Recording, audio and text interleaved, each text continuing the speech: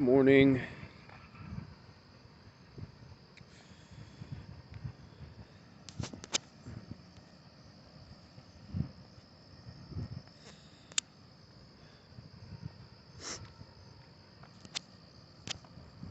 Today's Friday, September 11th, 2020. It's an even colder day than it was yesterday. Got the gear on this morning.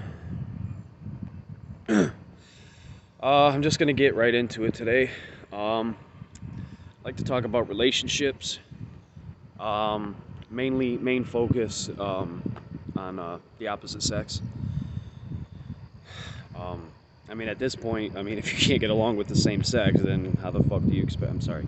How do you expect to get along with the opposite sex? Trying to clear up my potty mouth. Gary V is one of my favorite motivational speakers. Very intelligent guy.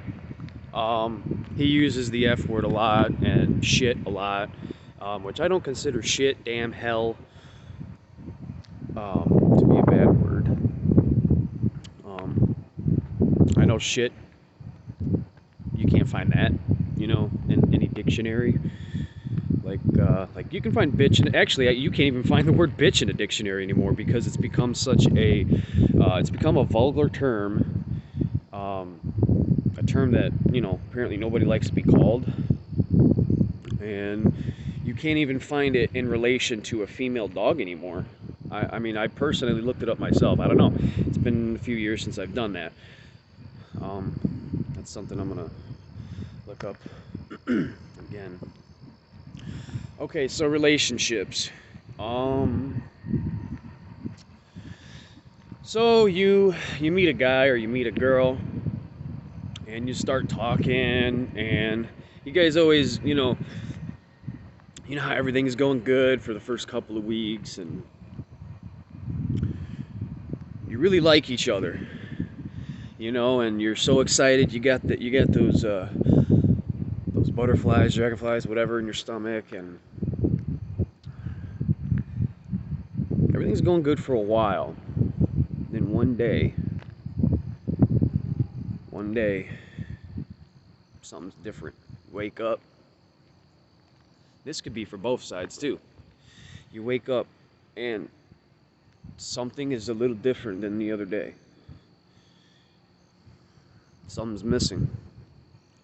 You don't know what it is. And some part of you deep down, when you think about calling your significant other, you have an uneasy feeling. So you procrastinate.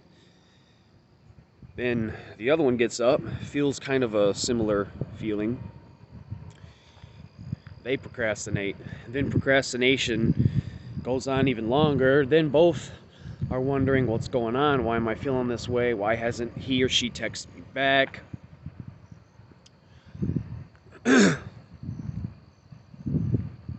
I think that we get into a relationship and our standards are so high. We put the person that we like or love on a pedestal because we want to, I hate to use this word, worship, but it's a form of servitude. When you love a person, you're supposed to serve each other. You know what I mean? Like, I know I'm not a male chauvinistic pig. I've been called that before in past relationships. And then I've also been called hopeless romantic, you name it. It's all about, people are going to have different preferences based upon, it takes two to tango, number one. It takes two to tango. At the end of the day, if you're going to have a relationship that is somewhat dysfunctional, somewhat stable, meaning you have one in the relationship that is pretty much the one who's bringing up all the fights, and the other one is pretty much the one trying to diffuse those fights and arguments.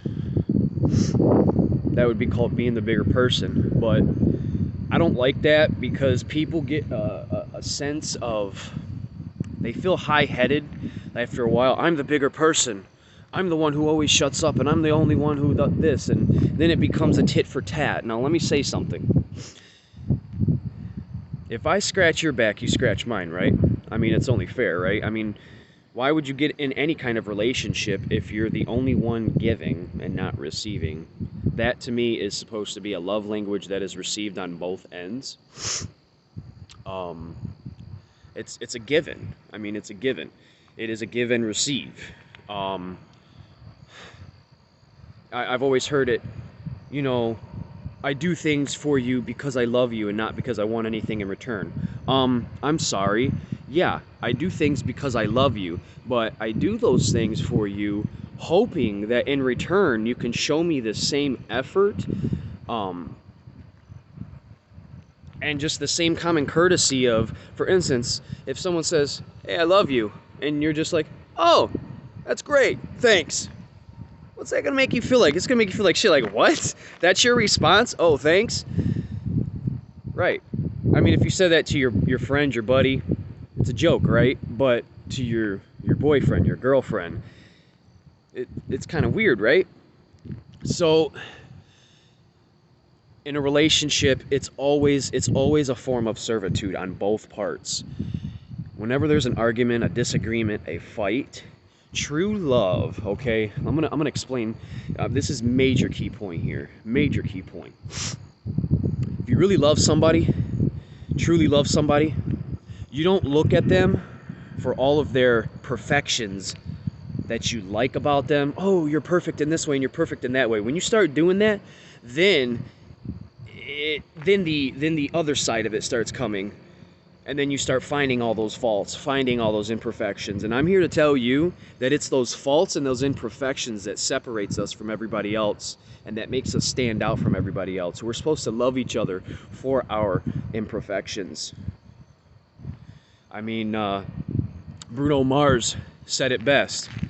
All your curves and your edges, I don't even know. I don't listen to Bruno Mars. I just know he has a line in there like that about your imperfections and all your curves and edges. I think it's "Give Me All of You" or something. I don't know. I don't even know if that's the right artist. But I don't listen to that music. So yeah, I mean it's a give and receive. You know, I scratch your back, you scratch my back. I feel like people get in a relationship with an attitude, like, you know, they get in, like I said, they get in a relationship with a bad attitude. And I'm the type of person, like I said, if I get in a relationship with you, of course I'm noticing all the great characteristics about you. That's what everybody notices. I'm the guy that stands out from everybody else and looks at all your imperfections. And when I find them all, I put them all together, and I see you as a whole of who you really are and what stands out. And that, my friend, is attractive to me. I don't know about you. I believe that in a relationship, if there's a disagreement, if you can't come to an agreement,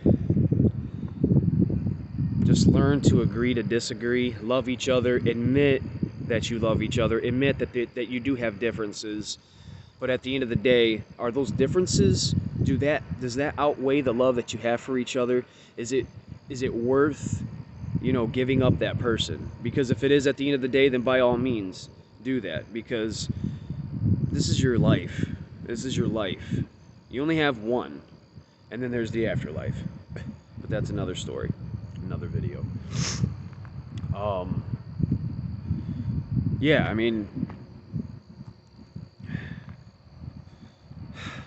I didn't want to make this video this long either. If I could have just been with one woman in my entire life, I would have done that. I was a hopeless romantic. I was born a Virgo, and yeah, I got dealt the cards that I was given, and I didn't follow my path true and straight like I should have. But now I am on that straight and narrow path. So hope you guys enjoyed the video. Hope it touched your heart somewhere and you learned something from it. So thank you guys, and I'll see you on the next one.